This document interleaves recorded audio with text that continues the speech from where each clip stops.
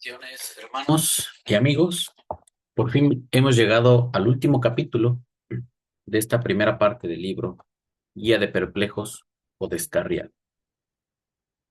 Y como ya nos anunciaba el autor, está exponiendo la doctrina, la filosofía de los sabios, del Kalam, con la cual ellos trataban de demostrar que Hashem existe, que hay un Dios, que ese Dios es incorpóreo, que ese Dios es uno, y para lo cual aplicaban su propio método racional. Y en estos capítulos últimos, que van a ser tres los que compongan esta lectura, vamos a revisar sus argumentos. Es lo que nos propone Maimónides para cerrar esta primera parte del libro. Y una vez terminando esto, vamos a hacer un receso. Quiero continuar con las lecturas de Pele y Oetz, mientras yo voy revisando la segunda parte del libro, que habla de la existencia de Dios, según los filósofos y los profetas. Sí lo va a abordar el autor, así que necesitaremos hacer una pausa para también abarcar otros temas. Así que vamos observando la pantalla que nos dice aquí lectura número 19. En 19 semanas hemos cubierto estos temas. Recuerden que los primeros fueron hechos en vivo, fueron transmisiones en vivo. Ya posteriormente fueron ya grabados, así que dentro del canal están en dos pestañas diferentes. Para que usted pueda ver los primeros, tiene que ir a la pestaña en vivo y desde ahí buscarlos. Pues sin más, vamos a iniciar con esta lectura. Y sugerí como título el Kalam, la creación del mundo, la unidad de Dios y la incorporeidad de Dios.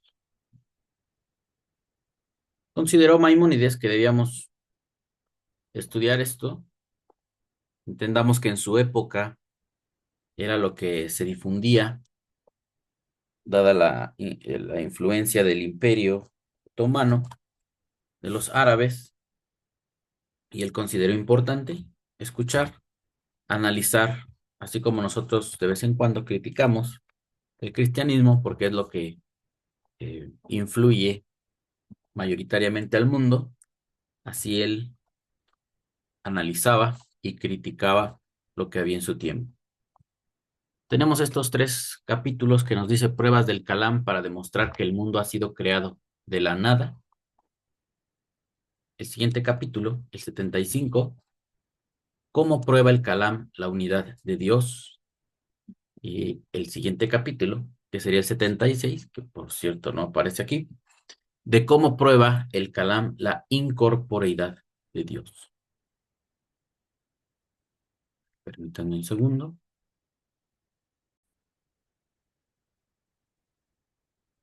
Ya estamos con la corrección, capítulo 76, de cómo prueba el Kalam la incorporeidad de Dios. Hasta este momento hemos revisado muchos puntos de la Torá y el autor nos ha comunicado sus apreciaciones acerca de estos temas, acerca de Hashem, que es un ser existente, que es la causa de las cosas, como lo propone la filosofía. Y si bien es cierto que nosotros como teístas, esta fe se debe a la Torah, Maimónides, en el mismo caso, su fe, su existencia de Dios surgió, su creencia en la existencia de Dios surgió de la Torah. Encontraba que en algunos sistemas filosóficos de su época llegaban a la misma conclusión, y no precisamente porque citaran la Biblia. Sin embargo, él, al estudiarlos, analiza los puntos que ellos proponen y critica. Si tal vez alguno de ellos no fuera tan sólido tan fuerte, él va a hacer algún análisis, alguna observación con el objetivo de mejorar, porque eso es lo que un sabio, un hombre que busca el conocimiento, va a pretender siempre, va a ser el objetivo de su vida, encontrar la verdad. De igual modo nosotros, alguien nos comunicó acerca de Dios desde que éramos niños. En esta parte del mundo, en América, se ha difundido ampliamente el cristianismo en sus diversas denominaciones. Y este cristianismo surge, se trata de sustentar de los escritos bíblicos. Y nosotros, al buscar la verdad y esclarecer aspectos de la fe que luego no teníamos muy claros, es que decidimos indagar, buscar y adherirnos a otro sistema de estudio, el cual nos parece mejor, que es el del judaísmo. Es lo que estamos haciendo ahora. Por tanto, siempre va a ser indispensable o necesario rectificar nuestra fe, ser abiertos a que lo que hemos creído por años, si no está bien sustentado, si no tiene una demostración, desde luego que lo podemos preservar ahí a espera de una vez comprobarlo, pero otros aspectos de la fe sí se pueden sostener en la vida. Incluso si queremos llevarlo al terreno de lo personal, la fe es es algo que es propio de la persona. No parece que la fe sea igual para todos los que somos teístas. Cada quien tiene sus experiencias y no siempre vamos a compartir los mismos modos de cómo es que hayamos o se haya hecho realidad la Torá y sus leyes, que haya aplicado igual o que se haya demostrado igual en la vida de cada uno de nosotros. De cualquier modo, hay algo en nuestro interior que busca mejores conocimientos, mejores pruebas, como Moshe, que a pesar de haber hecho milagros, de haber ya sacado a los hijos de Israel de Egipto, de haber caminado algunos días, algunos meses por el desierto, él deseaba ver el rostro de Dios, quería conocerle más. Y el logro pues mayor que él consiguió fue que se le diera la Torá, porque era el hombre más humilde de la tierra, según así lo describe el libro. Cosa que a veces a nosotros nos falta. Si estudiamos esto, no es para subir el ego ni pensar que sabemos mucho. A todos nos ha pasado que cuando leemos literatura, cuando tomamos un libro, nos damos cuenta que el conocimiento es infinito. Y cuando parece que yo aprendo algo y que lo estoy adquiriendo más claramente, se abren más puertas, se abren más posibilidades a un conocimiento más profundo de todo lo que hay en el mundo. Y parece que es inalcanzable. Así que si tenemos eso claro, no sería adecuado volvernos soberbios, como mucha gente que estudia, que va adquiriendo conocimiento importante y luego pierde el piso. Para nosotros el ejemplo es Moshe, el hombre más humilde. Y a él Hashem le reveló su Torah, sus leyes, sus preceptos. No a alguien engreído, altanero, grosero, perverso. Esa gente no conoce a Hashem, no revelan sus leyes a ellos. Bueno, habiendo aclarado eso, vamos a ir a los puntos para no alargarnos tanto y tratar de ser muy concretos. Tenemos esta diapositiva donde nos dice pruebas del Kalam para demostrar que el mundo ha sido creado de la nada. Esto del Kalam, recuerde que es el método racional de los árabes. A muchos no les gusta aplicar la racionalidad ni para estudiar la Biblia, ni para estudiar nada, porque están muy inmersos en la fe, en esa fe de los milagros, donde te dicen que la razón es contraria a la fe. Bueno, nosotros no compartimos eso, ya desde hace mucho tiempo, al menos yo me deshice de eso.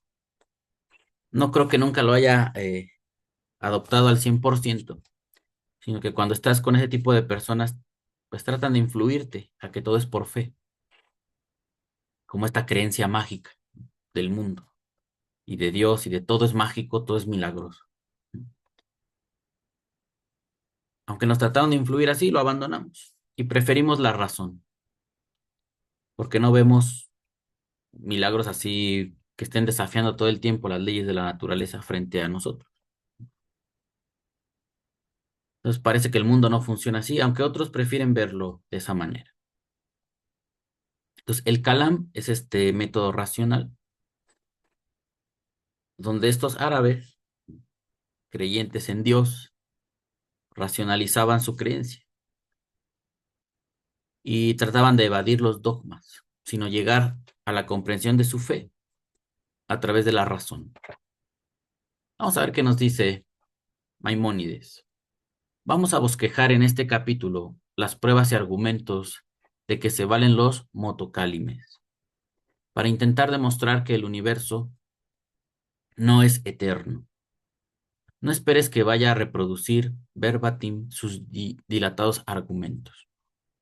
Si leyeras sus célebres y voluminosos escritos, no por eso hallarás algún argumento de que no te dé aquí breve noticia, pero encontrarías gran copia de palabras, acompañadas de gracioso y elegante estilo.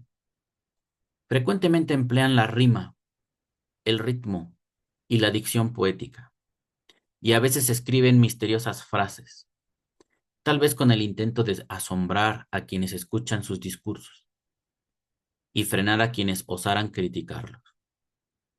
Hallarás también muchas repeticiones, preguntas y respuestas, y no pocos dicterios contra los que discrepan de sus opiniones. Bueno, aquí la palabra dicterios yo no la conocía y la busqué en el diccionario y hace referencia a insultos, burlas. Esta conducta me parece que es la del filósofo general, ¿no? En general. Aquella gente que estudia ciencia, que adopta un lenguaje sofisticado para exponer su conocimiento, gusta mucho de impresionar, de hablar con palabras que uno no conoce, como decimos aquí en México, para apantallarte, para deslumbrar. Y cuando tú en tu pobre entendimiento, queriendo eh, acceder a lo que ellos te hablan, que te quieren enseñar, llegas a criticarles, insultan, se burlan. Eso es lo típico, ¿no? De lo que ahora se les conoce como los intelectuales, ¿no? O gente intelectual que siempre se va a sentir por encima de todos. Bueno, algo de esto, por lo que nos dice este párrafo, Maimónides detectaba en los escritos de ellos. Como sea, él dice, bueno, cabe aclarar que así es su conducta.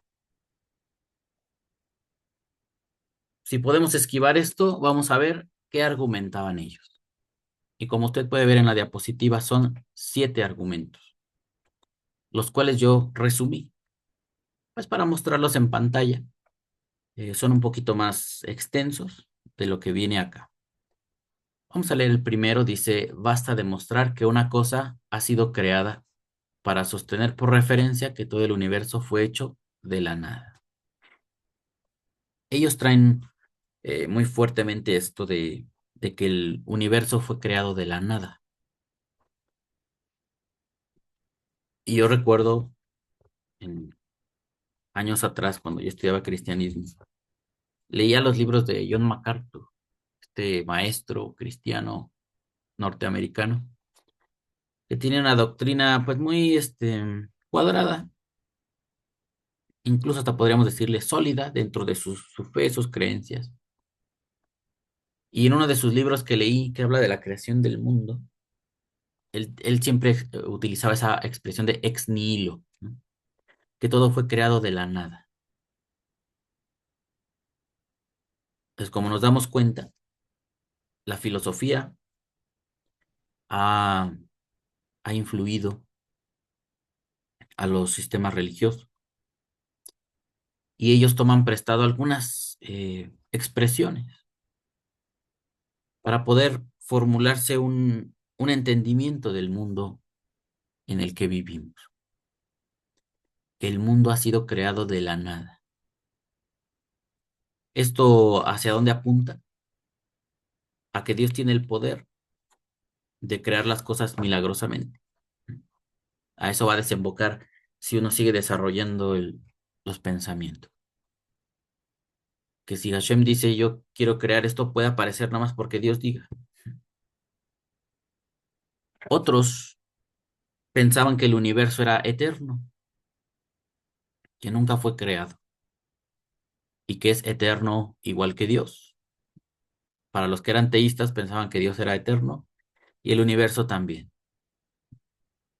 Otros ponían objeciones y decían cómo el universo puede ser igual que Dios, eterno, entonces sería el universo otro Dios. Y empezaba a generarse los debates. Entonces, esta propuesta nos dice que el universo fue hecho de la nada. Nos dice aquí Maimónides. Algunos de los motocálimes piensan que basta demostrar que una cosa ha sido creada para sacar por referencia que todo el universo fue hecho de la nada. Said, que de una pequeña molécula ha ido creciendo hasta el estado de perfección que hoy tiene, no ha sido el causante directo de este cambio y desarrollo, sino que lo debe a una acción y a un agente exterior. Es pues evidente que precisa un agente de su organización y transformación sucesiva. La palmera puede suministrarnos otro ejemplo análogo, pues así acaece con el conjunto del universo. Observa cómo creen los motocálimes, que habiendo descubierto una ley de una cosa, cabe aplicarla a todas las demás. Y, o sea, ellos decían, las cosas aparecieron súbitamente, fueron creadas por ese agente, que es Dios, las creó no a partir de nada, sino simplemente decidió que aparecieran y aparecieron súbitamente, creadas de la nada. En nuestros días que hayamos objeciones acerca de esto, nadie de nosotros pensamos que las cosas aparecen así, de la nada. Incluso dentro del naturalismo se habla de la evolución, de la materia que evoluciona, que cambia, que se transforma. Y me parece que hasta el día de hoy ni siquiera los científicos pueden decir de dónde apareció la materia. Simplemente dan por hecho que existe y que a través de millones de años se ha venido transformando. Pero la mente humana no puede esclarecer cómo se crea la materia, de dónde surge. Acá nos proponen de la nada. Y habiéndoles recordado yo la vez pasada, que los judíos, como dice Maimónides, estos pensamientos también influyeron al mundo judío. Y en el Tania dice que las cosas fueron creadas de la nada. Pero como les recordaba, esa nada ellos la definen como que es Hashem mismo en un estado de limitación. Él solo se disminuye, se oculta para no ser perceptible, o emana luz, y esa luz es tan tenue, pero es luz de Hashem, y esa casi impercepción de Dios es de donde surge todo. O sea que a resumidas cuentas todo proviene de Dios, según ese modelo del Tania, como ellos lo explican los cabalistas. Por tanto, no hay algo que exista de la nada, estrictamente así como dice literalmente, no sería. Todo proviene de algo o alguien, y ese alguien es Dios. Pero acá nos dicen que de la nada. Seguimos. Segundo argumento. Mientras voy a poner aquí una palomita en el primero. Se basa en la creencia de que la prueba de la creación de una cosa es buena para explicar la creación ex nihilo, refiriéndola a todo el universo. O sea que ellos dicen, si yo logro demostrar o entender, explicar de manera clara que todas las cosas fueron creadas, que una cosa fue creada de la nada, en automático toda la materia fue creada de la nada. ¿Qué dice este segundo argumento aquí en el libro? Se basa también en la creencia de que la prueba de la creación de una cosa es buena para explicar la creatio ex nihilo, refiriéndola a todo el universo. Said no existía. Más tarde nació. Y si se afirma que Omar, su padre, fue la causa de la existencia de Said, se dirá que Omar pasó de la no existencia a la existencia. Y de tal suerte se retrocederá la causa hasta lo infinito. Siguiendo esta especie de razonamiento, se viene a parar al hombre, al primer hombre, que no tuvo padre, es decir, a Adán. Por supuesto, cabe preguntarse dónde salió el primer hombre. Si se responde que de la tierra, se preguntará de dónde salió la tierra. Si te dicen que del agua, preguntarás que de dónde salió el agua. Y así se lleva la indagación hasta el infinito, lo cual es absurdo.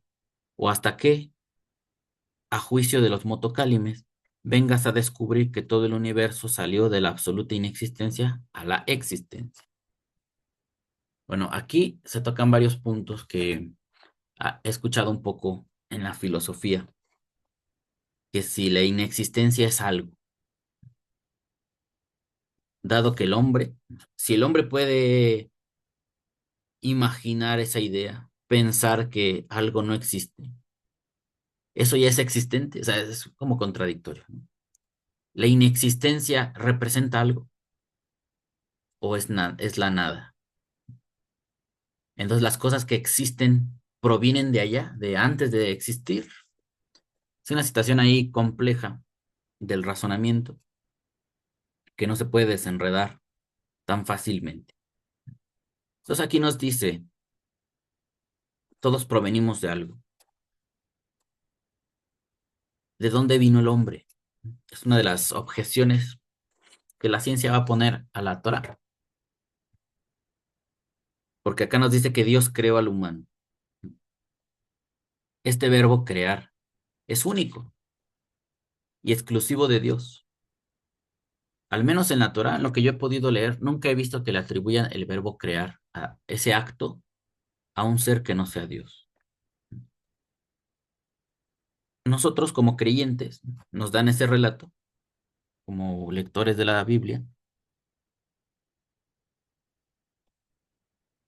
y a través de él, pues accedemos a un inicio del humano, de la humanidad, de la creación de nuestro género humano, un ser inteligente, creado directamente por Dios. Eso es lo que pensaba la gente que escribió la Biblia. Los redactores, Moshe, otros dicen que este relato fue plagiado, fue tomado, ¿no? Otros dicen, no, yo nunca dije que fue plagiado. Bueno, fue copiado de otros textos sumerios que también pretendían ofrecer una explicación de la existencia del hombre. Y como les decía la semana pasada, no podemos exigirle a la Biblia que hable en términos científicos, porque no es un libro científico. No tendría por qué.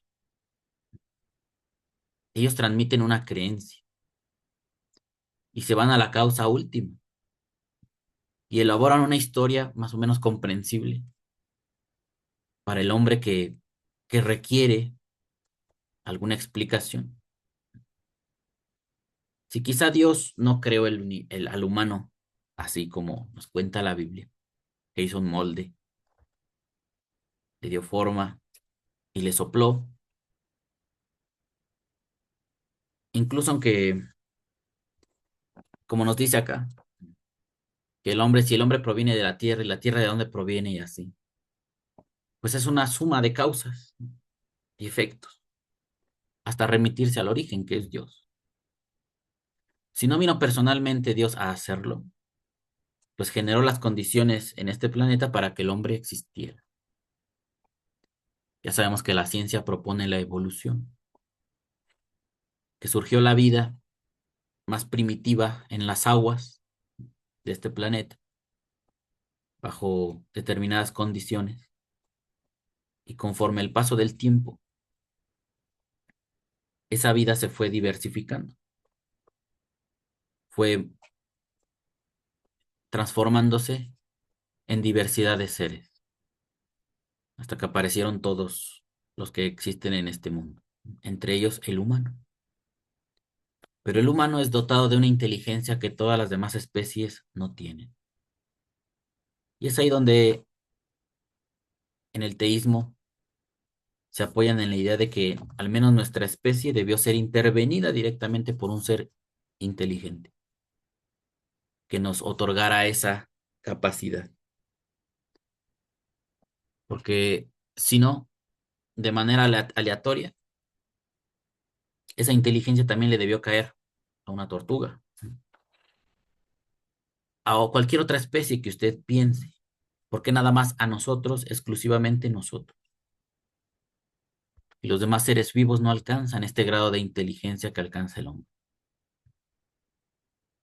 Bueno, más o menos así va el debate, ¿no?, de las ideas. Quizá aquí no, cada quien va a lograr su concepto, ¿no?, su concepción. Lo importante es trabajarlo, revisarlo, y tampoco tomar la postura de muchos amigos teístas que desechan la ciencia total y rotundamente. Si bien es cierto que nosotros tenemos a veces problemas con los ateos, porque ellos utilizan la ciencia para burlarse, para atacar lo que hay que atacar de la fe, que sea inadmisible, hay que atacarlo. Pero yo digo que existen modos de hacerlo. Una vez platicando con el señor Tapia de la cantina del ateo, estábamos hablando de la evolución, y yo le decía, que si Charles Darwin era ateo, y él me dijo, no, me parece que no. Dice, creo que sí era creyente. Dice, ya no sabemos al final de su vida si dejó de creer en Dios, pero nunca manifestó que fuera ateo. Ah, bueno, entonces la ciencia que él propuso, el naturalismo, la evolución, no necesariamente es una posición atea, ni fue creada para atacar a Dios, ¿no?, o el pensamiento, la creencia en Dios. Es una propuesta racional para entender el mundo sin que directamente intervenga Dios, sino como que si Dios existió y echó a andar el mundo, pues el mundo con esa inteligencia que Dios imprime en todo lo que hay, fue generando seres vivos, ecosistemas y todo eso. Pero no necesariamente elimina la existencia de Dios. Pero muchos, al ver que pues es toda una, voy a decirlo así, toda una maquinaria, todo un sistema que funciona por sí mismo, dicen, pues entonces no necesitamos a Dios, ya funciona por sí mismo, no hay ningún Dios. Está bien, si alguien se quiere mover a ese punto, pues es su decisión. Pero esas teorías no fueron creadas para eliminar la fe de la gente, sino para acceder a una explicación, ya que nosotros no vemos a Dios bajando, caminando entre nosotros y haciendo aparecer las cosas. No parece que funcione así como a veces lo relataría la Biblia, ¿no? Que vino Dios, hizo un molde, le sopló y apareció el humano. Como que hay causas naturales que dan origen a las cosas. Entonces yo le decía ahí que, pues entonces ese tipo de teorías las puede adoptar cualquiera, un creyente y un no creyente, porque no fueron hechas para contradecir a Dios. Y vemos que muchos teístas se van con la finta, como decimos aquí en México, y piensan que toda la ciencia es hecha por ateos para destruir la Biblia, y no es cierto. Algunos agarran la ciencia para atacar la Biblia, y otros agarran la ciencia para defender la Biblia. O sea que la ciencia es neutral, depende de quién la esté usando, porque la ciencia es conocimiento nada más. Es como el ejemplo este del cuchillo. Todos en nuestras casas tenemos cuchillos de diferentes tamaños y diferentes filos, y todos lo usamos pues, con fines benéficos, pero solamente una gente que está trastornada pues agarra un cuchillo y se sale a asaltar a otros, a hacer daño. Pues el problema no es el cuchillo, es la persona que lo usa. Entonces vamos a continuar. Tercer argumento. No hay razón alguna para que los átomos estén combinados más que disgregados o viceversa. Ya aprendíamos que ellos seguían a los filósofos en su propuesta de que el universo está compuesto de átomos. Incluso el tiempo tiene átomos, ¿no? Todo tiene átomos. No hay razón alguna para que los átomos estén combinados más que disgregados o viceversa. Dice aquí el libro, en vista de que algunos átomos están juntos, otros separados, otros sujetos a mudanzas, unas veces juntos y otras separados, se viene a probar que debe haber un agente que los combine o separe. A juicio de los motocálimes, este argumento robustece la teoría de que el universo ha sido creado de la nada. Apóyanse en la primera proposición y en sus corolarios. Bueno, él dice, no es que, bueno, los átomos a veces están juntos y no hay una uniformidad en ese que estén juntos, sino luego pueden estar separados.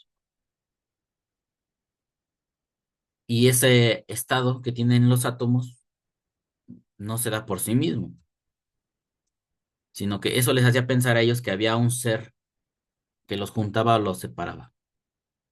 Había una voluntad detrás de los átomos para que puedan estar juntos, pues en ese árbol, en una planicie, en el cielo, en las nubes, en un planeta.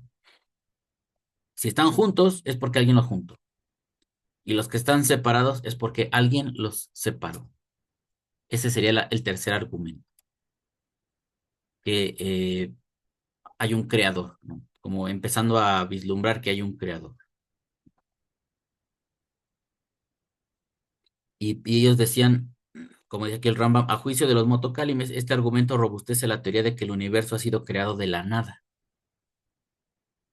Y yo no le veo tan fácil la conexión. Sí, más bien, que el universo fue creado por Dios, pero Dios lo creó de la nada.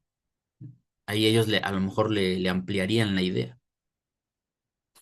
Seguimos. Cuarto argumento. Todo el universo está compuesto de sustancia y accidentes. Cada sustancia ha de poseer uno o más accidentes. Ya que los accidentes no son eternos, la sustancia tampoco puede serlo. Esta es la idea principal. Todas las cosas tienen características y cambian esas características, se modifican. Y esto Dice que los accidentes no son eternos, o sea, no hay algo que permanezca así por siempre. La materia cambia, aunque pasen, aunque sea necesario pasar mucho tiempo, pero de que va a cambiar, se va a transformar en otra cosa. Pues dicen, como los accidentes no son eternos, entonces la sustancia tampoco es eterna. En algún momento alguien la debió crear. Y de este modo decían, ya ven, fue creado de la nada, porque no es eterno. Me parece que en estos puntos lo que más revela estos argumentos es querer contradecir la idea de que el universo es eterno, sino querer establecer que el universo sí tuvo un inicio, no es eterno. Entonces, más allá que decir que viene de la nada, me parece que argumentos como este quieren contradecir la idea de la eternidad del universo. Este cuarto argumento en el libro dice, todo el universo está compuesto de sustancias y accidentes. Cada sustancia ha de poseer uno o más accidentes y ya que los accidentes no son eternos, la sustancia, en cuanto sustrato de los accidentes, tampoco puede serlo, porque lo que se junta y une a las cosas transitorias y no puede existir sin ellas, es también en sí mismo transitorio. Por lo tanto, el universo ha tenido un principio. ¿Ya ven? Se resume a eso, que el universo tuvo un principio.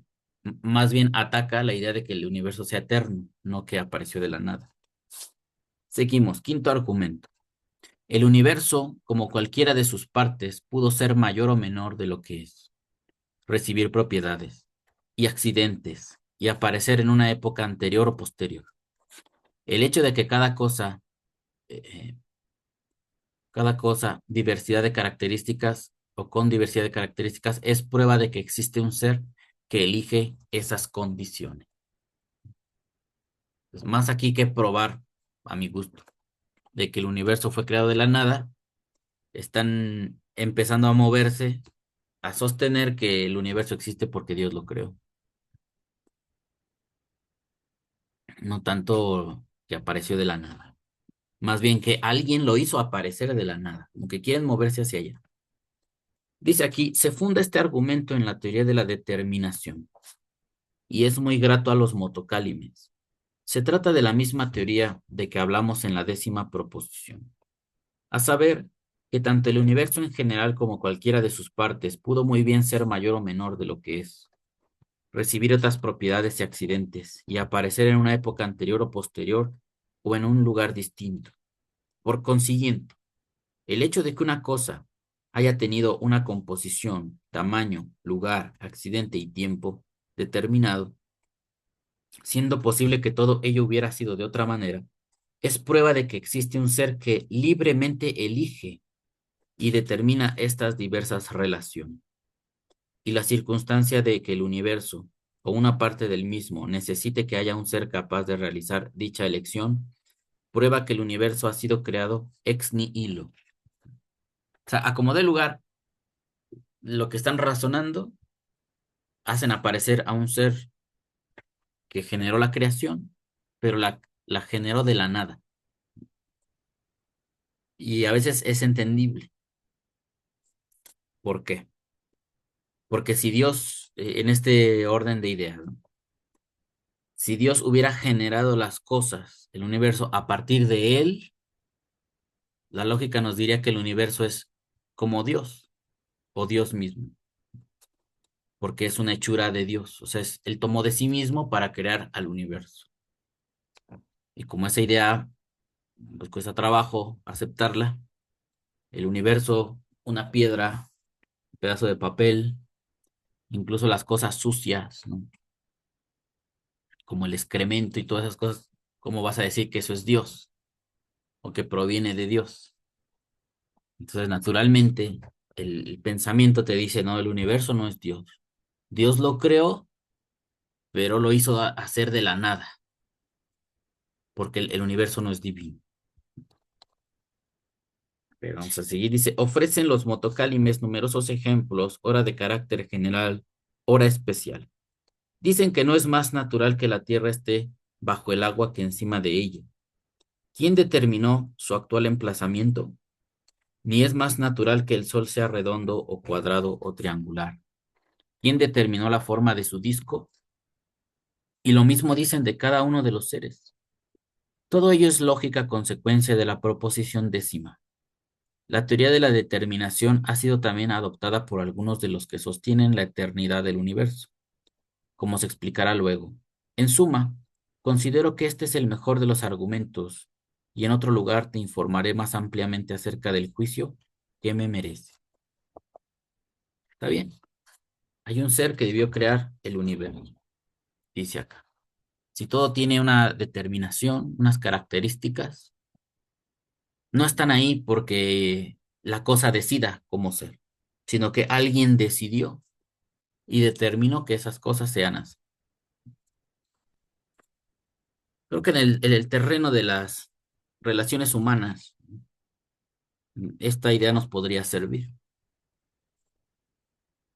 Si somos teístas, si creemos que Dios determinó las cosas, podemos atacar el problema del racismo, por ejemplo, que hay seres humanos de determinada raza que aborrecen a los de la otra raza, a los de otra raza, de otro color de piel, de otras características físicas. Pero eso no lo decidimos nosotros. Yo no decidí mis características corporales, ni el color de mi piel, ni de mis ojos, ni mi estatura, ni nada de eso. Nacemos y fueron dadas por las características de nuestros padres y así sucesivamente hacia atrás. Hay cosas que nosotros no decidimos, no podemos cambiar. Y eso nos debería enseñar a apreciar todo lo que hay en este mundo. Incluso si no nos gusta, si no nos parece bonito, al menos no deberíamos atacarlo, porque nadie decide sobre sí qué características tener. Nos fueron dadas por Dios. Otros van a decir, bueno, nos fueron dadas por la naturaleza, por los genes de nuestros antepasados. Pues ya está, nadie puede decidir. ¿Por qué atacar a una persona de determinado color de piel, de determinada estatura, si él no decidió ser así? Esa conducta la toma alguien ignorante, que no se ha puesto a pensar en nada de estas cosas. Bueno, seguimos. Sexto argumento. El universo es meramente posible porque si el universo fuera necesario, sería el mismo Dios. Está muy sencilla esta idea. El universo es algo que existe por voluntad de Dios. No es que sea necesario. Dentro de los análisis filosóficos, los que creían en Dios, en la filosofía, decían que para que este mundo exista, o para darle coherencia a la existencia de este mundo, se tenía que llegar a la conclusión de que un ser lo creó, un ser necesario, una inteligencia superior es necesaria pensar que existe para darle coherencia al universo, darle sentido a la existencia del mundo, de la materia. Así que el universo es algo que podría existir y no existir. No es necesario. Después dice aquí, porque si el universo fuera necesario, sería el Dios mismo. Entonces, dentro de esta eh, expresión filosófica, el único ser necesario es Dios. Todo lo demás, ¿no? Y si el universo se considera necesario, pues sería el Dios mismo. Y también con esta forma atacan lo otro, la eternidad del universo. Nos dice aquí, uno de los modernos motocálimes piensa haber hallado un óptimo argumento basado en el triunfo de la existencia sobre la inexistencia. Dice, con arreglo al común parecer de su secta, que la existencia del universo es meramente posible, porque si el universo fuera necesario sería el Dios mismo, el mismo Dios. Al decir que una cosa es posible, significamos que pudo existir o no existir. y que no hay mejores razones para lo uno que para lo otro. Pero el hecho de que exista, a pesar de que su existencia es meramente posible, demuestra que hay un ser que da la preferencia al existir sobre el no existir. El argumento me parece de fuerza, aunque solo sea una variación del precedente. Ambos argumentos son idénticos y se basan en el conocido principio de la determinación. Ahí está. Algunas cosas de estas las aprobaba Maimónides. O sea, para su gusto eran, pues tiene razón, no es tan malo este argumento, tiene fuerza, como dice acá. Ahora, otra cosa en la que no debemos caer es pensar que Maimónides sabe todo y que tenemos que apegarnos al 100% a su opinión. Él nos está ayudando, nos está transmitiendo su conocimiento y nos está ayudando a conocer lo que había en su época y cómo él lo analizaba. No es forzoso que yo diga Maimónides sabe todo. Todo lo que diga Maimónides es lo correcto. Maimónides es la persona adecuada para analizar todo lo que piensa la gente. Y si Maimónides lo aprueba, está bien. Si Maimónides dice que está mal, entonces está mal. No debemos de caer en eso. Con ningún sabio judío o con ningún sabio que conozcamos de filosofía o de otras ramas del conocimiento. Séptimo argumento. Si el mundo fuese eterno, habría un número infinito de muertos y coexistiría un número infinito de almas, siendo así que se ha demostrado la imposibilidad positiva de que existan a un mismo tiempo un número infinito de cosas. Nos dice acá el libro, si dice uno de los modernos motocálimes que puede probar la creación del universo mediante la teoría que los filósofos exponen sobre la inmortalidad del alma. Argumenta que de tal suerte, si el mundo fuese eterno, habría un número infinito de muertos y coexistiría un número infinito de almas, siendo así que se ha demostrado la imposibilidad positiva de que existan a un mismo tiempo un número infinito de cosas. Argumento peregrino, que consiste en explicar una dificultad con otra mayor. Aquí viene bien el dicho de los arameos: tu valedor necesita que le valga. ¿Quién le valga?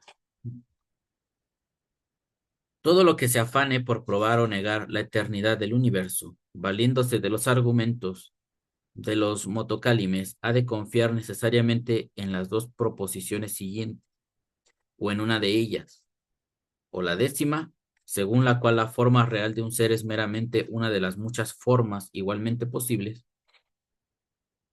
por lo que necesita que haya un ser capaz de hacer la elección, o en la undécima, que niega que puede, que niega que pueda haber una serie infinita de seres que sucesivamente vengan a la existencia. Abu Nasr al-Farabi ha criticado esta proposición y puesto de relieve sus puntos flacos, como podrás evidenciarlo si estudias apasionada y desinteresadamente su libro sobre las mudanzas y cambios de los seres. Tales son los principales argumentos con que los motocálimes establecen la creatio ex nihilo. Habiendo probado que el universo no es eterno, deducen como cosa necesaria que hay un agente que lo creó, conforme a su intención, deseo y voluntad. Proceden luego a demostrar la unidad de ese agente, como lo explicaré en el inmediato capítulo. Y este fue el séptimo argumento. Hablan acerca de las almas, que es un tema muy complicado. Por eso dice acá, eh, aquí viene bien el dicho de los arameos: tu valedor necesita quien le valga. Pues sí, porque si estás confiando en ellos, que te van a explicar, se están metiendo en problemas que ya ni ellos pueden resolver. Entonces, si yo confiaba que ellos me van a ayudar y ellos tienen sus propios problemas que no pueden resolver, pues tu valedor necesita quien le vale. Ujú. Bueno, este de las almas se ha planteado también, yo creo que todos, ¿no? Alguna vez lo hemos analizado o alguien nos lo propuso acerca de los seres humanos, dónde están las almas antes de venir al mundo, dónde es ese lugar y por qué no están todas aquí. ¿Y por qué no está lleno de almas? Y cómo estarían las almas vivas aquí y otras muertas? O sea, son temas que también son desafiantes. Había quien proponía, ¿no? Pues el universo es eterno porque las almas son eternas. Bueno, eso es lo que tú crees. No sabemos si al fallecer yo, totalmente ya me destruí, me desaparecí. Nosotros recientemente que leíamos el libro de Eclesiastés, hay un versículo que dice que cuando la persona muere, ya no sabe nada. Ya totalmente se perdió. Ya no puede participar en este mundo. Ya no sabe nada. Esa era una posición dentro del judaísmo antiguo. No dice que se vayan al cielo, tampoco dice que haya un infierno, ni que vayan a buscar a Dios las almas. Dice que los muertos nada saben. Ahí termina todo. Ya no hay más que hacer. Y luego dice que el espíritu vuelve a Dios quien lo dio. Y ese día analizábamos qué significará ese versículo, que el espíritu vuelve a Dios quien lo dio.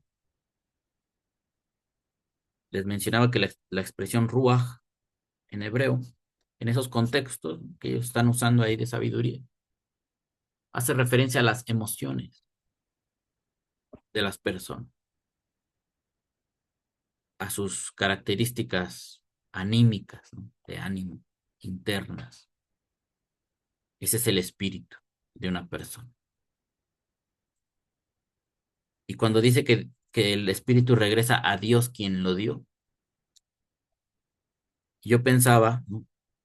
O yo logré pensar que hay seres humanos a quien Dios les da de su espíritu, de sus sentimientos, para que entiendan lo que es Dios, para que nos identifiquemos con lo que Él siente, hablando en términos humanos. Y una vez que fallecemos, ese espíritu que Hashem nos puede conceder lo retira de nosotros, regresa a Dios quien lo dio. Y ya está. Porque mucha gente parece que de ahí es que empezaron a derivar que los humanos cuando se mueren se van al cielo con Dios. Pero en hebreo hay una distinción entre la palabra ruach y nefesh. Son dos palabras diferentes. Y no dice que la nefesh va a Dios, quien la dio, nada más habla de el espíritu. Entonces es un tema que también poco a poco debemos ir explorando. Y conforme tengamos libros que hablen de ello, pues ir analizando qué es lo que propusieron después los sabios de Israel. Pero muchos, por ese versículo, dicen, yo cuando me muera me voy a ir con Dios, porque dice que el espíritu que Él dio va a volver a Él. Pues sí, pero ¿cuál espíritu? ¿El tuyo o el de Él? Si es el tuyo, pues bueno, pues características emocionales regresan a Él porque son características dadas por Dios. Pero la nefesh se queda acá. Ustedes mismos recordarán que cuando se invocaba al profeta Samuel, dice que subían Elohim de la tierra. No dice que bajaban desde el cielo allá de la presencia con Dios. Vino Samuel. O sea, ellos tenían otras creencias, no como las que ahora se dicen todo el tiempo. Pues todo eso a su debido tiempo lo vamos a estudiar. Vamos a continuar. ¿Cómo prueba el Calam la unidad de Dios? Sostienen los motocálimes que el hacedor y creador del universo, cuya existencia da testimonio la naturaleza toda, es uno. De dos proposiciones se valen para demostrar la unidad de Dios, a saber, que si hubiera dos divinidades se neutralizarían mutuamente y que si hubiera varias se distinguirían entre sí por alguna diferencia específica. Nosotros sabemos que en el mundo antiguo la gente creía que había muchos dioses. Cada evento de la naturaleza o situación que rebasaba las capacidades humanas, le atribuían, mira, ese es el dios del rayo, el dios de la lluvia, el dios de la montaña, el dios de esto, el dios, todo era Dios, ¿no? Un dios diferente. Con el tiempo el humano se alejó de eso. Surgió la fe monoteísta, surgió la filosofía, y esta fe monoteísta y la filosofía apuntan a que hay un solo Dios, un solo poder supremo. Así que no es un pensamiento exclusivo de la Biblia. Cuando dicen es que ustedes son unos ignorantes porque le creen a su libro ese que escribieron, que son puras fantasías, puros cuentos, puras mentiras. Bueno, pues los filósofos no leían la Biblia y llegaron a la conclusión de que Dios era uno, como Moshe. Eso es lo que le da,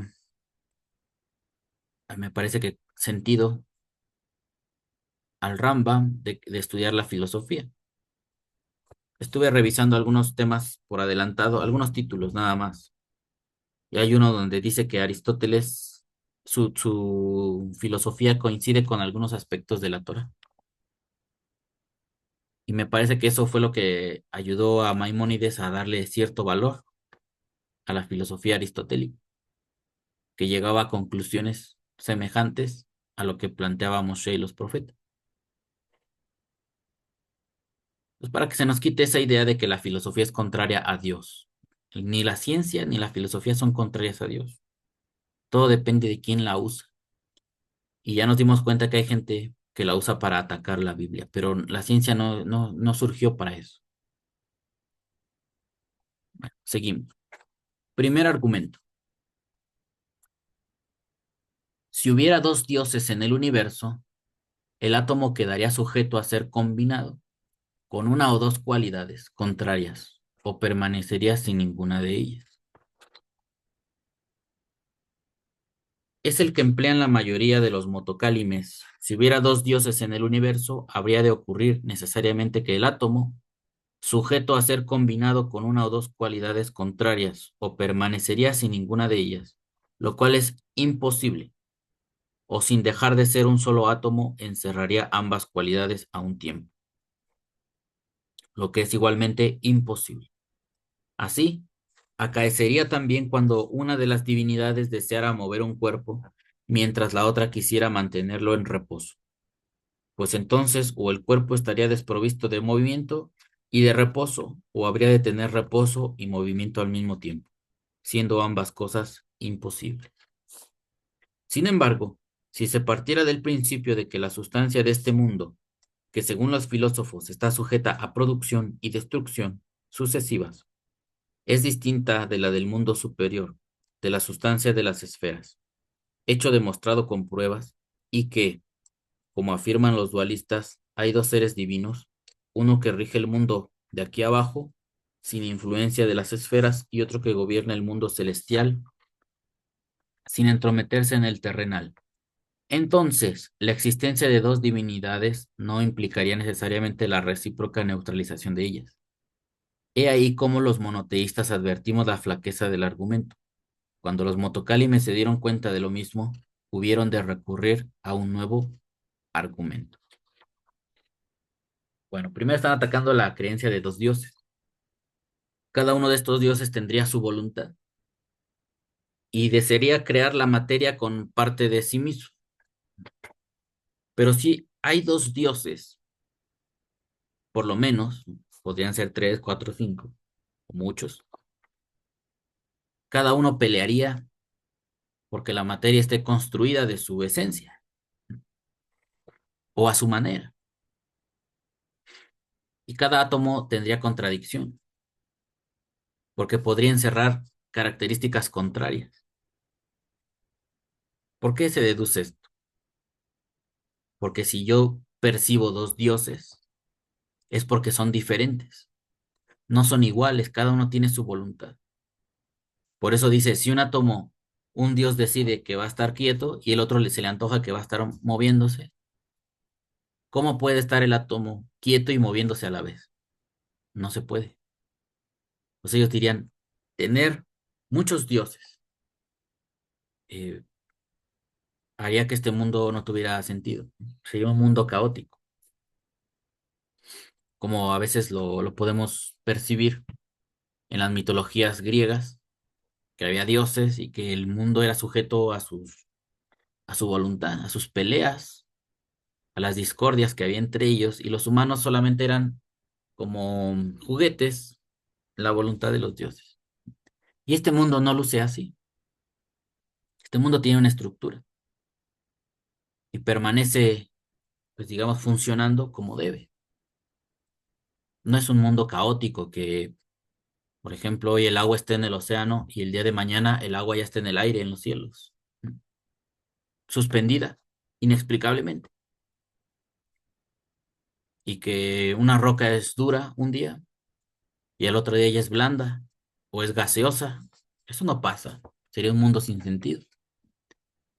Así que ellos llegan a la conclusión de que solamente un Dios debe estar a cargo del universo, o le dio forma, le dio origen, y es la única voluntad que existe para sostenerlo. Si hubiera más dioses, habría mucho caos, porque ellos pelearían por su voluntad, por establecer cada uno su voluntad. Segundo argumento,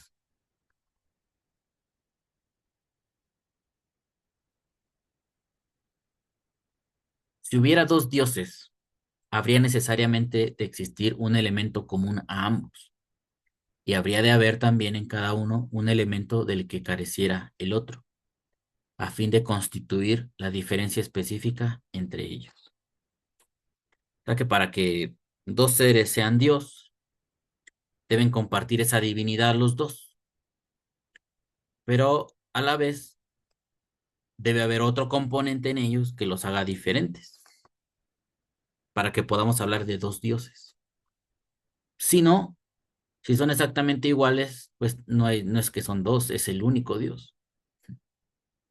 Vean cómo aquí son razonamientos lógicos que incluso nos ayudan a atacar un poco estas ideas de la Trinidad, que dicen que es un Dios triuno, que es el mismo Dios en tres personas.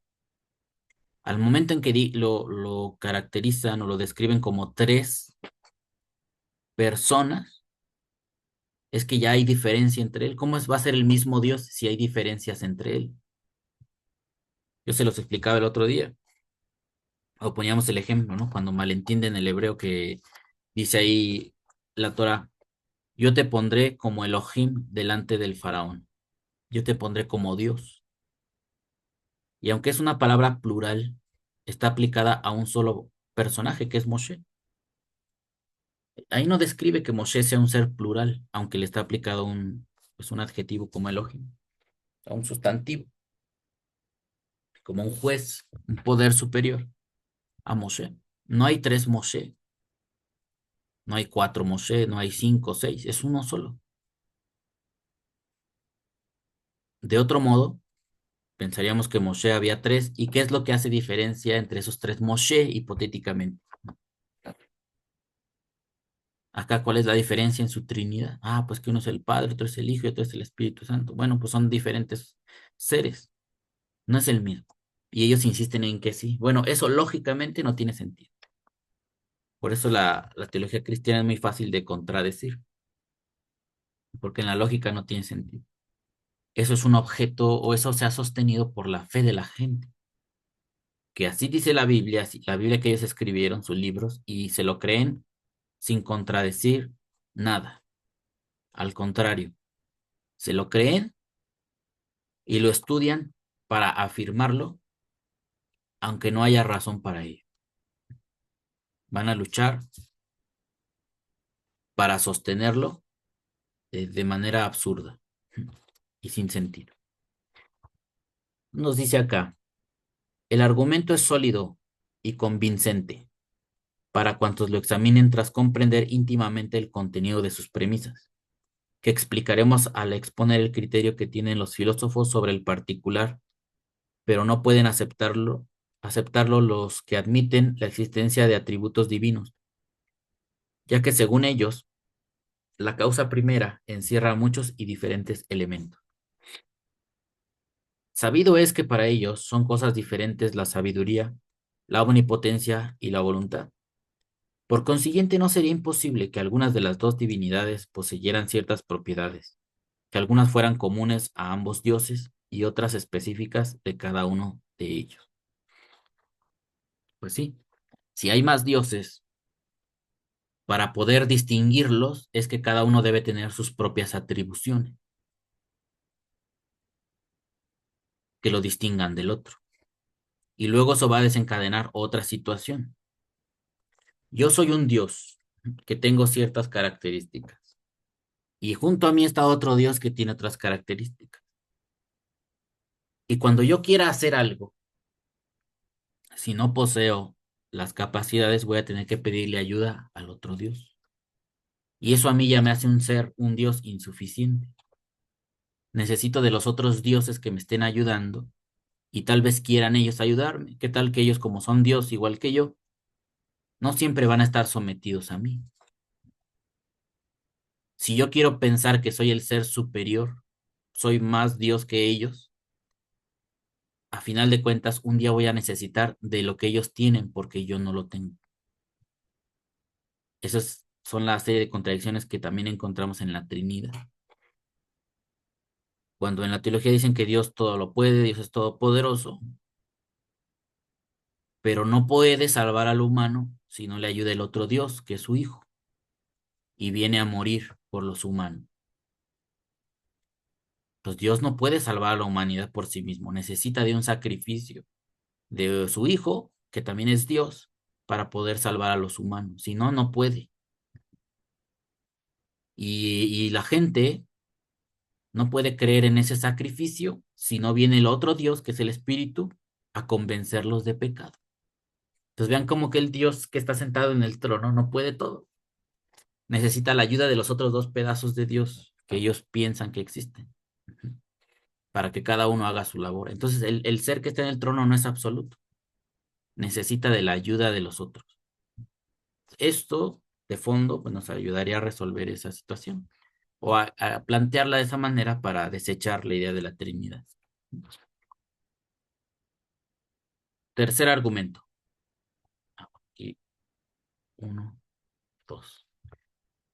Cuando el creador quiere una cosa, su voluntad no es un elemento sobreañadido a su esencia, es una voluntad sin sustrato. Algunos de los motocálimes de la antigua escuela sostienen que cuando el creador quiere una cosa, su voluntad no es un elemento sobreañadido a su esencia, es una voluntad sin sustrato. Dicen que un querer, el cual sea independiente de cualquier sustrato, no puede ser atribuido a dos seres, porque dicen uno no puede ser causa y origen de dos leyes para dos esencias. He aquí lo que he llamado el método de explicar una dificultad por medio de otra mayor. No obstante, los motocálimes fundamentan en esto una de las pruebas de la unidad de Dios. Sí es un poco confuso esto. Como dice Maimónides, aquí queriendo explicar algo complicando las cosas más. Esto yo lo simplificaría así, que Dios tiene voluntad, pero esa voluntad no se plasma en una materia, sino que es, es algo de Él, ¿no? Pero como dicen ellos, no tiene sustrato, no está separada de Dios, no es algo distinto de Dios, que es más a lo que nos apunta yo creo que Maimónides, ¿no? En su forma de entender a Dios, no tiene partes. Hashem es un ser superior que actúa y actuar, pensar, lo que nosotros describimos con estas palabras, no son partes de Dios, es el mismo Dios, solamente que nosotros todo, todo dividimos, porque la realidad no la entendemos de golpe. Este mundo no lo entendemos de golpe, porque no sabemos todo y aunque lo supiéramos o dispusiéramos frente a nosotros todo el conocimiento, no tenemos la capacidad de absorberlo de golpe. Tiene que ser por partes. Pues son situaciones complejas ya del pensamiento para analizar estos aspectos. De alguna manera los filósofos tratan de explicarlo, pero sí hay que darle varias vueltas a esto. Dice, cuando el creador quiere una cosa, su voluntad no es un elemento sobreañadido a su esencia, es una voluntad sin sustrato. O sea que la voluntad de Dios no es una parte de él, es Hashem mismo, casi como lo diría el Rambam. Cuarto argumento. La existencia de una acción es necesariamente prueba positiva de que existe un agente, pero no prueba la existencia de uno, de más de uno. Aquí está. Y es lo que nosotros podemos observar en el Bereshit. Dijo Dios, hagamos al hombre. Ahí está en plural, hagamos. Sí, tiene coherencia. Pero cuando inicia el versículo dice, y dijo Dios en singular. O sea, y dijo Dios, hagamos. Una persona singular, un ser singular, está diciendo hagamos nosotros, al hombre. Y yo la coherencia que veo ahí, desde el hebreo, es que ese hagamos apunta a lo que va a producir.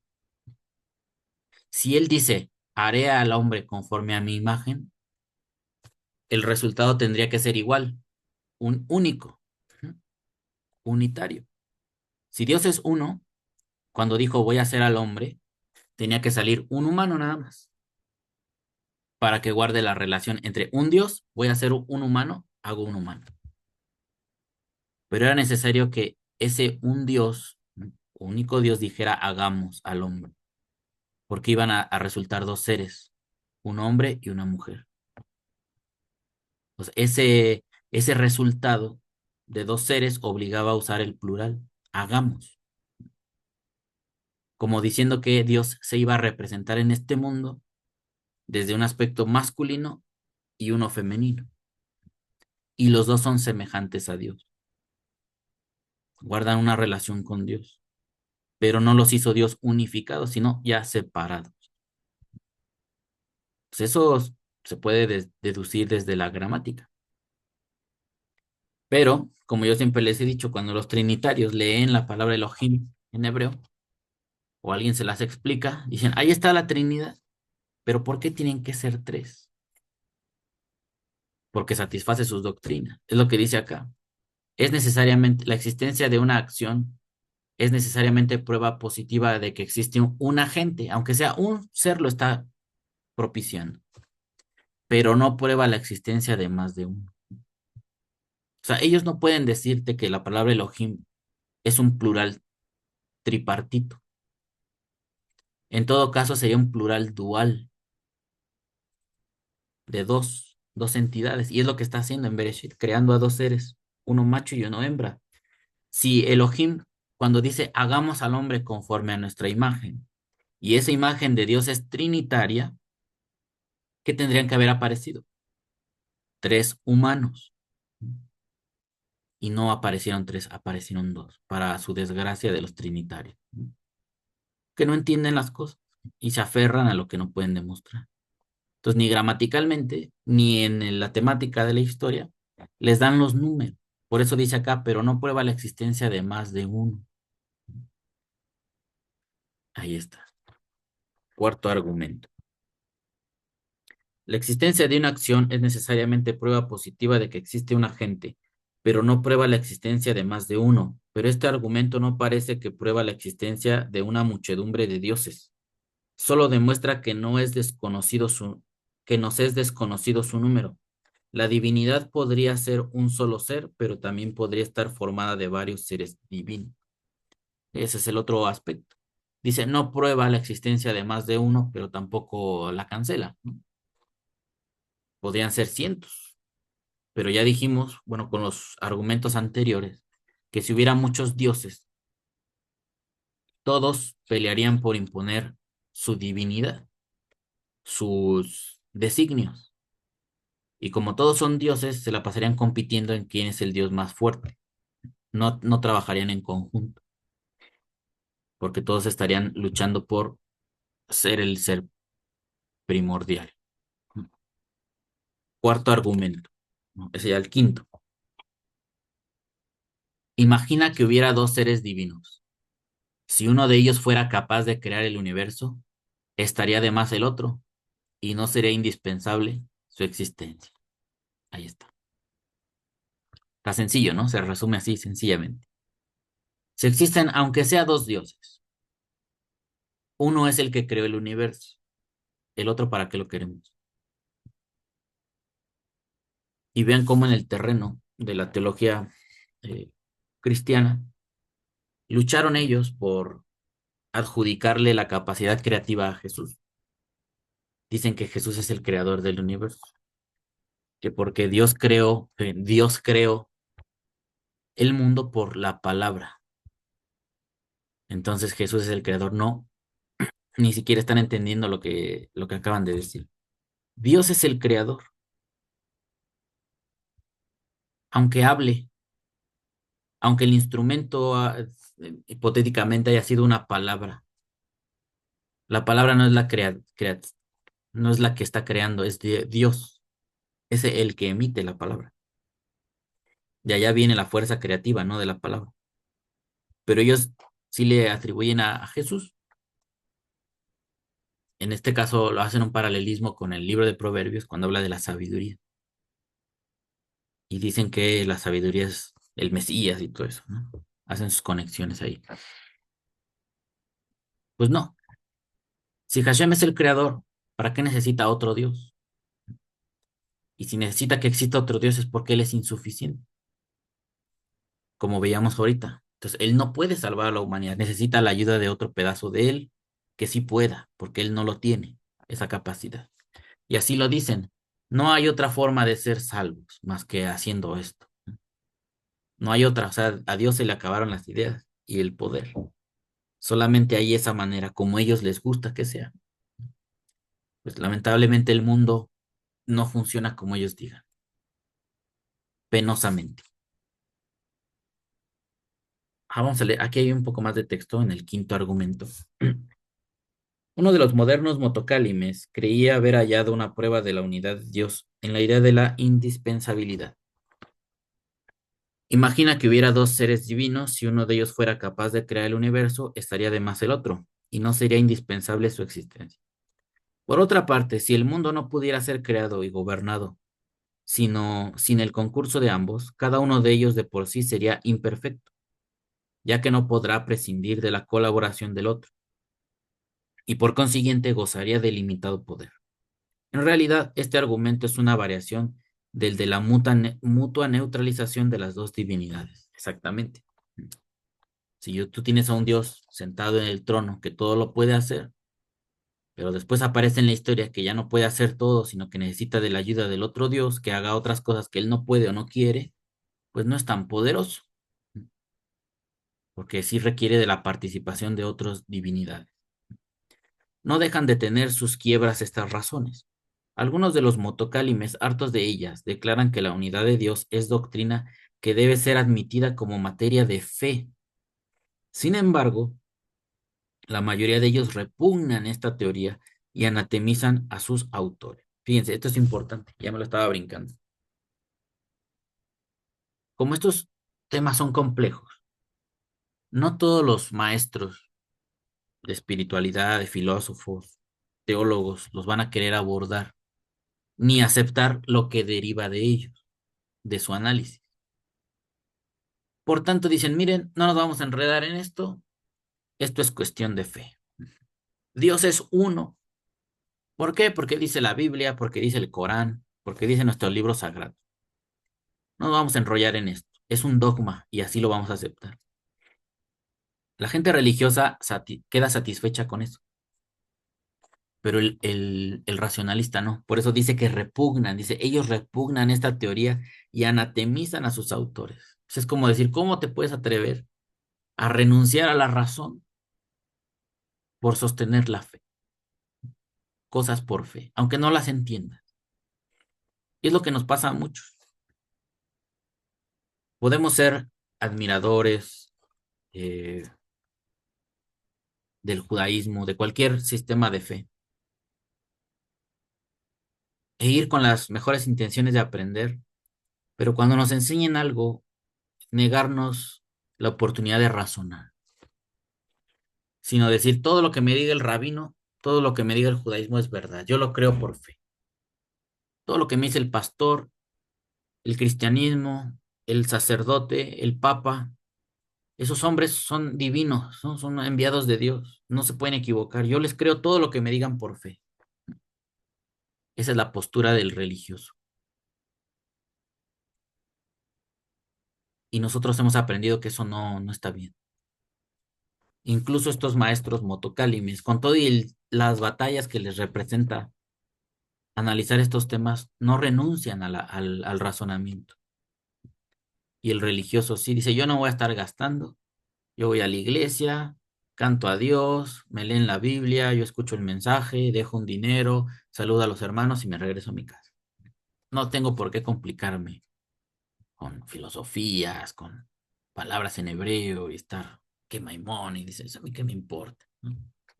Está bien, la gente es libre, pero en un ambiente de estudio y de discusión, dice acá que hay gente que renuncia, dice que declaran que la unidad de Dios es doctrina que debe ser admitida como materia de fe. Ya está. Dios es uno, créelo, ya está. No te compliques más la vida. Algunos resolvían así, pero el hombre, la mujer racionalista dice, no, eso yo lo debo entender. Yo no me fío de la fe. Ahora sí que yo no me fío de la fe. Sí, sí, es raro eso, pero bueno. Ahí termina el quinto argumento. Ujú. No obstante, me parece que los que así piensan no dejan de discutir, perdón, de discurrir a derechas. Cuando advierten la falta de fuerza lógica de los argumentos de su escuela y se percatan del carácter aleatorio de sus demostraciones, prefieren afirmar la doctrina como materia de fe antes que abandonarla por falta de pruebas. Ahora sí, pasamos al último tema. Último tema de esta breve temporada de lecturas de Guía de Perplejos o Descarriados, la cual espero que a usted le haya hecho mm, algún aporte a su vida. Bien dicen por ahí que antes de leer un libro somos una persona y después de leerlo somos otra. Ojalá que usted, si acompañó esta lectura o si la ha hecho por privado, sin seguir estos videos y nada más, hoy llega sí, de manera inesperada, eh, este libro le haya cambiado en algo su vida, lo haya hecho diferente, para bien. Iba a decir para bien o para mal, no, para mal no, para bien. Que usted mejore como ser humano, como creyente, como estudioso de la Biblia, como alguien que desea que el mundo vaya al lugar correcto y no como estamos, como está la humanidad ahora. Vamos entonces con el último tema de esta temporada, de cómo prueba el Calam la incorporeidad de Dios. Nosotros diríamos, bueno, la incorporeidad de Dios la enseñó la Biblia y tendríamos que concluir que no. La Biblia usa antropomorfismos. La gente de la sola escritura o soloístas bíblicos, ¿no? Que es un tema o una definición más estricta. Aquellos que se basan en la pura Biblia y que no aceptan ninguna otra opinión ni comentarios de nadie, dicen que la Biblia se interpreta sola. Ellos llegan a la conclusión de que Dios tiene manos, tiene pies, tiene cabeza, tiene un trono, tiene ropas, se monta en los querubines. Es un ser físico. O sea, la Biblia, si nosotros no analizáramos su contenido debidamente, llegaríamos a la conclusión de que Dios es un ser físico, que se aparece a los patriarcas, que viene al mundo a visitarlo y a caminar entre los hombres y luego se retira. Eso es lo que muchos han pensado a lo largo de las épocas. Pero analizando los diferentes pasajes, echando un poco de conciencia a nuestra experiencia, ninguno de nosotros hemos visto a Dios. ni le hemos visto su mano que baje del cielo, cosas así. Deberíamos ya considerar que Dios no es corpóreo. Y tal como nos ha enseñado Maimónides, ese lenguaje es por necesidad del ser humano, ya que todas esas partes del cuerpo humano, pues no son familiares. Y es más fácil entender así que, que intentar indagar en un ser incorpóreo, o partiendo de afirmar que Dios es incorpóreo, que no tiene cuerpo. Vamos a ver qué análisis hace el Kalam. Solamente tienen tres argumentos, o los que presenta Maimónides, él identifica tres como básico. Dice acá, se nos antoja que los argumentos y razones con que demuestran la incorporeidad de Dios son más flacos y débiles que aquellos de que se valen para sostener su unidad. O sea, dice Maimónides, estos argumentos no son muy buenos. Están mejor los de la unidad de Dios, son más consistentes. Pero bueno, hicieron su esfuerzo. Vamos a ver qué nos proponen. Tratan la doctrina de la incorporeidad como si fuera lógica consecuencia de la unidad y afirman que el atributo uno no puede ser aplicable a objetos personales. No opinan como los motocálimes todos cuantos sustentan la idea de que Dios es incorpóreo, porque todo objeto corporal está compuesto de sustancia y forma, composición que no es posible en el ser divino. Ahí está. El atributo uno no puede ser aplicado a objetos personales. ¿Por qué dirán eso?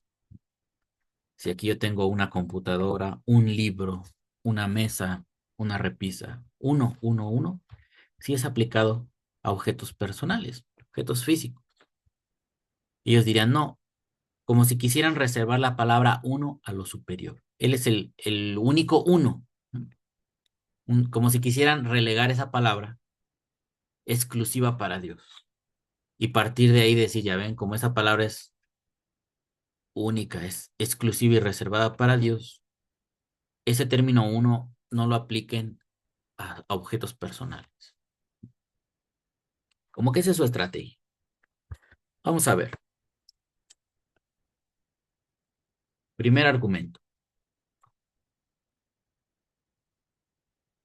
A ver, aquí puse solamente una parte. Este argumento no se basa en las proposiciones del Kalam. Antes bien, es una prueba lógica cuyo fundamento se halla en la teoría de sustancia y la forma, y en una justa concepción de las propiedades de ambas. Posee todos los caracteres de un argumento filosófico, y me propongo esclarecerlo cuando exponga las razones de los filósofos. En este lugar, solo discutiremos los métodos con que los motocálimes quisieran demostrar la incorporeidad de Dios en armonía con sus proposiciones. Primer argumento. Si Dios fuera corpóreo, su verdadera esencia o habría de existir necesariamente por entero en todas las partes de su cuerpo, esto es, en cada uno de sus átomos, o estaría encerrada en uno solo de ellos. Si lo último, todos los demás átomos serían superfluos y la existencia de un ser corporal con la excepción de un átomo carecería de propósito. Si cada átomo representa plenamente el ser divino, el conjunto del cuerpo no sería una divinidad, sino un complejo de divinidades, lo cual contradiría la doctrina adoptada por el Kalam de que Dios es uno. El argumento carecería de valor para quien objetara que Dios no está formado de átomos. Exactamente. Como la base de su pensamiento, de estos del Kalam, es el átomo, dicen, Dios no tiene cuerpo, Dios no está compuesto de átomos. Por eso decimos que Dios no tiene cuerpo. Ahora, si dijéramos que Dios tiene cuerpo, establecemos que los cuerpos contienen átomos. ¿Y qué pasaría? Que como Dios es uno, Dios tendría que ser un solo átomo, ¿no? En todo caso, un solo átomo divino. Pero si está compuesto de muchos átomos, entonces tiene muchos dioses. Cada átomo es diferente y cada átomo tiene divinidad. Por tanto, son muchos dioses. Ahora, si tiene un cuerpo donde hay átomos, muchos átomos, y solamente uno es el divino, pues ¿para qué quiere los otros? Eh, Así es su nivel de razonamiento. Entonces, como estas ideas son absurdas, dicen ellos, por eso decimos que Dios no tiene cuerpo, por estas fallas que generaría que Dios lo tenga. Y en todo caso, si lo tuviera, debería ser un solo átomo divino, y el único átomo divino en todo el universo.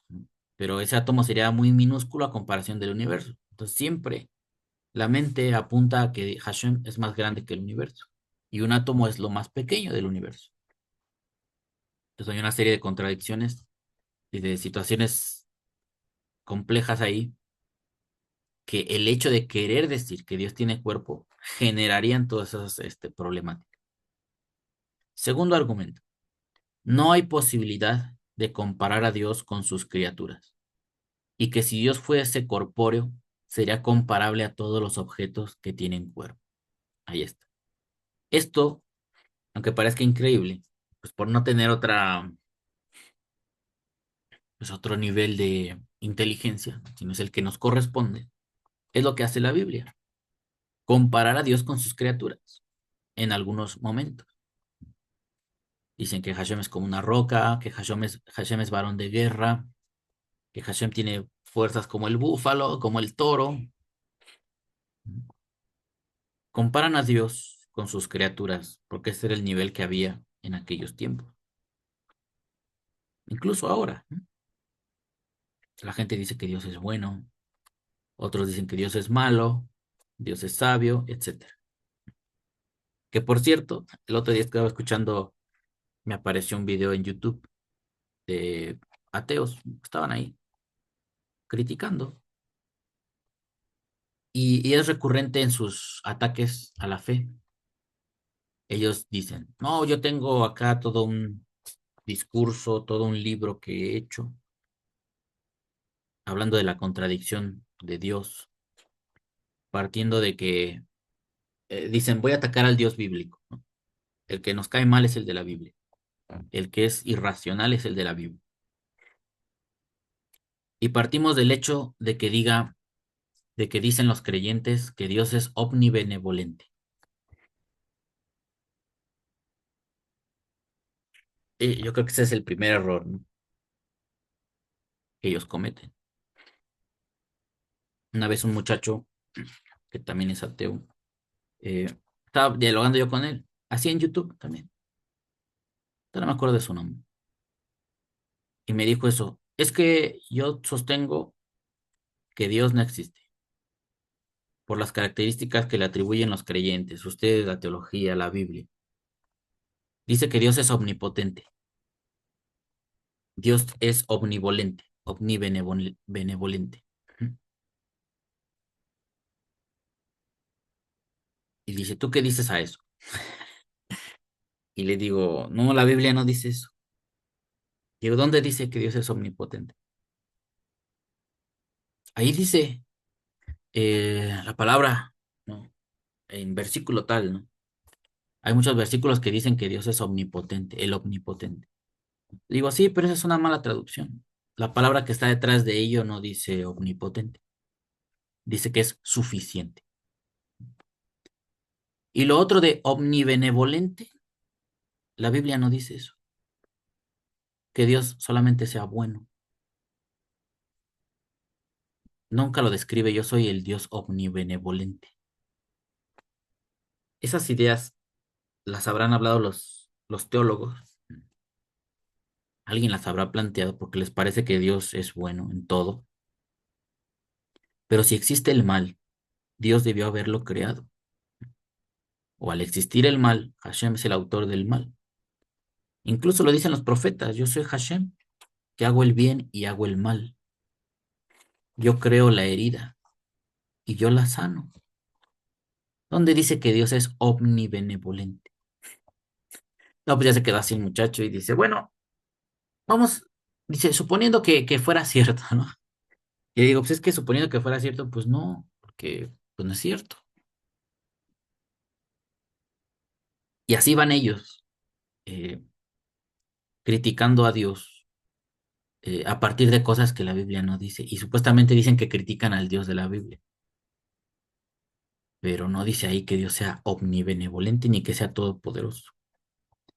A veces los profetas comparaban a Dios con sus criaturas, ¿ah? Por eso salió el tema en el segundo argumento.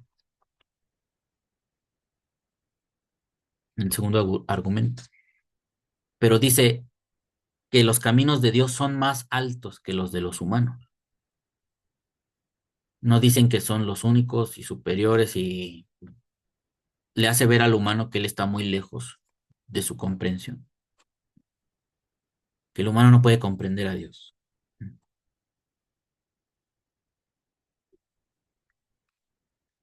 No, no tanto que lo haga ver como yo todo lo sé. Ahora, esto puede ayudar a nuestro análisis. También dentro de estas exposiciones que se hacen atacando el teísmo, escuchaba algo que de repente sí me hizo pensar, ¿no? Dice, Dios, si Dios es un ser definitivo que todo lo sabe, es un ser que está limitado, ujú, hasta cierto punto. Porque el mundo, cuando el mundo cambia, si él ya es un ser definitivo y el mundo cambia, entonces Dios ya no puede saber más. Esos cambios ya no los conoce. Él es un ser ya estático que ya no aprende, porque, fíjense, hasta en eso es contradictorio un poco. Como Dios ya no aprende, cuando las cosas cambian en la creación, en el universo, Él ya no las puede aprender porque Él ya dejó de aprender. Y dije, esa idea está como que me hizo ruido, ¿no?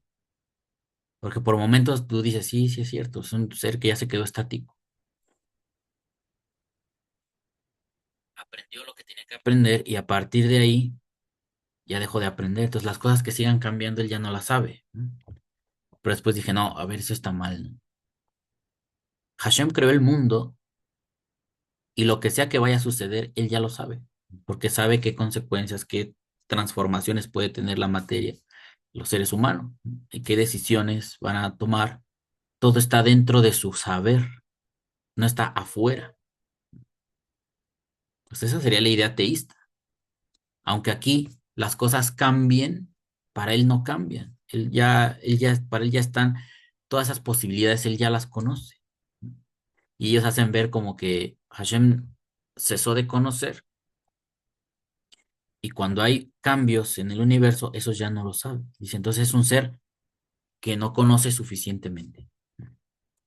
Yo dije, no, como que ahí, a la conclusión que yo llegué después de escuchar eso, dije, nosotros, ¿no? O el que critica a Dios, sigue pensando que Dios es un humano. Obviamente es un humano el que está pensando, ¿no? El que está pensando esa idea.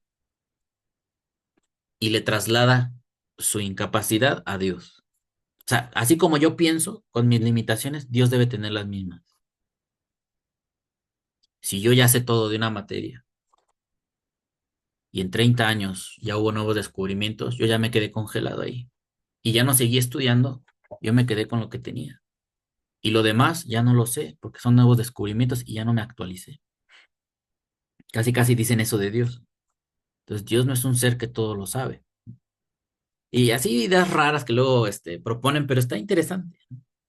Dentro de todo es útil también desafiar la fe, escucharlos a veces, eh, qué cosas plantean para atacar lo que nosotros creemos o lo que la Biblia plantea. Y a veces salir de este error de que la Biblia nos dice que Dios es omnibenevolente. Dios también hizo el mal. Dios también lastima, destruye a los que le provocan. Y eso no es bueno. Trae sufrimiento, trae dolor, destruye a seres inocentes. O así es como lo transmite la Biblia. Bueno, vamos a seguir. No hay posibilidad entonces de comparar a Dios con sus criaturas. Eso sí lo hace la Biblia. Dice acá, si se afirmase que Dios es corpóreo, pero que su sustancia en nada se asemeja a la de los demás cuerpos, habría una íntima contradicción en lo dicho, porque todos los cuerpos son iguales en cuanto a la sustancia y solo se distingue entre sí por los accidentes. Arguyen también que si Dios fuese corpóreo, habría que deducir que había creado otro ser como él mismo. El argumento puede ser refutado de dos maneras. Primero, preguntando cómo puede demostrarse que no se pueda comparar a Dios con sus criaturas. Sin duda replicarían que así lo dicen las palabras de los profetas, en cuyo caso resulta que la doctrina se acepta por la autoridad de la tradición y no por la fuerza de la razón.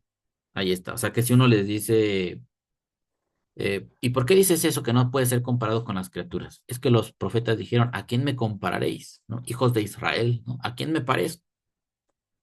Dice, ah, bueno, entonces tú lo estás afirmando eso por la Biblia, porque la Biblia dice, porque es un dogma, algo que dijeron los profetas. Pero acá estamos en el terreno de la razón,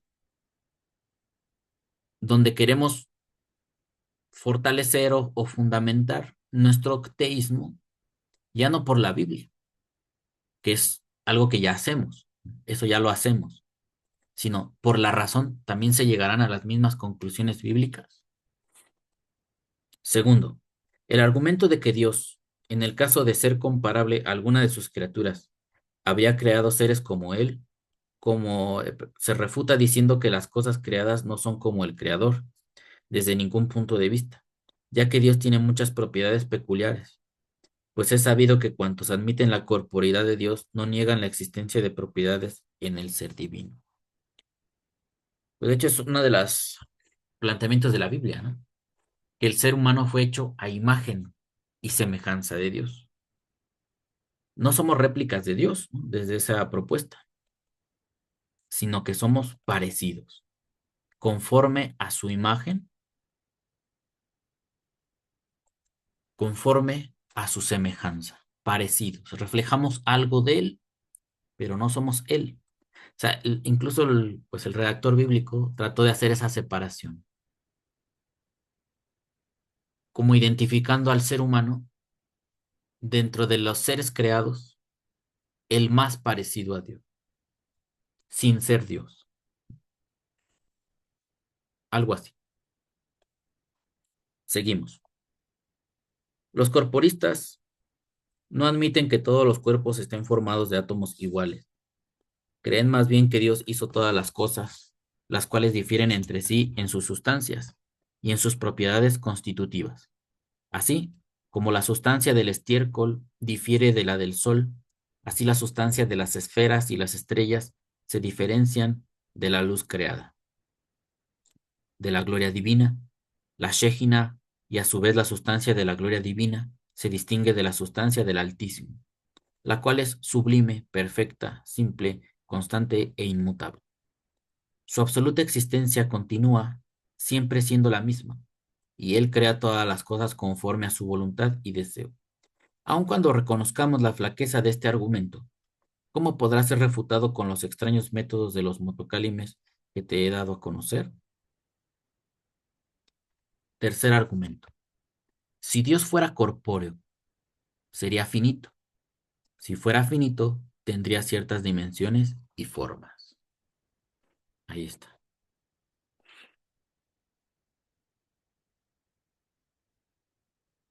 Vamos a leer acá.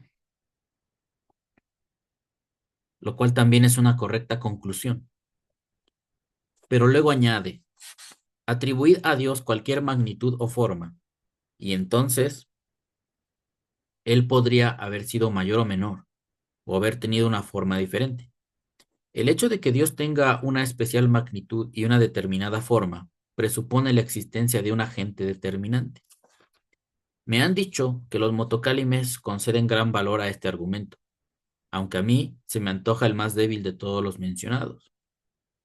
Se apoya en la 10ª proposición, cuya flaqueza ya hemos puesto de relieve, al indicar que desconoce las propiedades reales de las cosas, lo cual sí es inconsistente cuando se trata de cosas vulgares, cuánto más no lo será respecto de Dios. Si quieres proseguir la indagación de la verdad, darás de lado a tus pasiones, a tu tradición, a las cosas en que has puesto tu cariño y a las que estás habituado. Si quieres precaverte del error, medita en la suerte de estos pensadores, los motocálimes, y en el estéril fruto de sus afanes. Repara cómo se lanzaron, por decirlo así, desde las cenizas a las llamas. Negaron la naturaleza de las cosas existentes. Formaron erróneo juicio de las propiedades del cielo y de la tierra. Y pensaron que mediante sus proposiciones podrían demostrar la creación del mundo. Pero lo cierto es que, lejos de probar que el universo había sido hecho de la nada, debilitaron los argumentos de la existencia, de la unidad y de la incorporeidad de Dios. Las pruebas de estas doctrinas han de apoyarse en la naturaleza bien conocida y contrastada de las cosas existentes, tales como las perciben los sentidos y la inteligencia. Y habiendo discutido los métodos de los motocálimes, procedemos ahora a considerar las proposiciones de los filósofos y los argumentos con que demuestran la existencia de Dios, su unidad y su incorporeidad, a cuyo efecto vamos a dar por supuesta la eternidad del universo, aun cuando no la aceptemos con carácter definitivo. Después, desarrollaré mi propio método, fruto de profundos estudios, con el que demuestro los tres principios citados. Y finalmente, examinaré la teoría de la eternidad del universo, tal como la sostienen los filósofos. Aquí termina entonces el primer libro, o sea, la primera parte o sección de Morene Bukim, Guía de Perplejos o Descarriados. Así que lo vamos a dejar aquí por este momento. Gracias por su atención, amigos. Espero que hayan disfrutado estas lecturas en esta temporada de 19 episodios. Quiero dedicarme a leer, retomar el Pele Yoetz, que están muy interesantes. Ya preparé unas diapositivas para ampliar el tema de las hijas, porque en aquel momento nos preguntábamos si la mujer también da una dote. El marido, el hombre que se casa da una dote, pero también la mujer. ¿Y eso cómo se estableció? ¿Qué referencias tenemos en el judaísmo? Yo dispongo de algunos libros, así que extraje algo de información para poderles explicar y aumentar nuestro conocimiento, aunque sea un poco. Después ya nos dedicaremos más a la tradición, si Hashem nos concede, y todavía se esclarecerá más nuestra comprensión. Así que voy a dejar por unas semanas, no sé si un mes o dos, la lectura de este libro, mientras los que les interesó, pues vayan viendo las lecturas, si las pueden acompañar con su libro y cada quien hacer sus reflexiones. Esto es para impulsar el estudio. Esto es para compartir eh, pues mis conclusiones, mis análisis como estudiante. Apenas hice el esfuerzo este de estudiar la Torá, de leerla para ustedes en hebreo. Se darán cuenta que es complicado, hay que saber mucho, hay que añadir vocabulario, pero el deseo de apoyar, de inspirar a otros está ahí. Si tal vez no sean tan largas, 3 horas, no pensé que fuera a durar 3 horas la lectura de la sección, pero duró mucho, eso es pesado. Si la gente no está tan acostumbrada a estar sentada así de largo o que a veces no nos da el tiempo, no es que no queramos, se opta por lecturas más cortas, que sean más sencillas para el estudiante, para el lector. Y también entender que no todos los temas son atractivos para todos.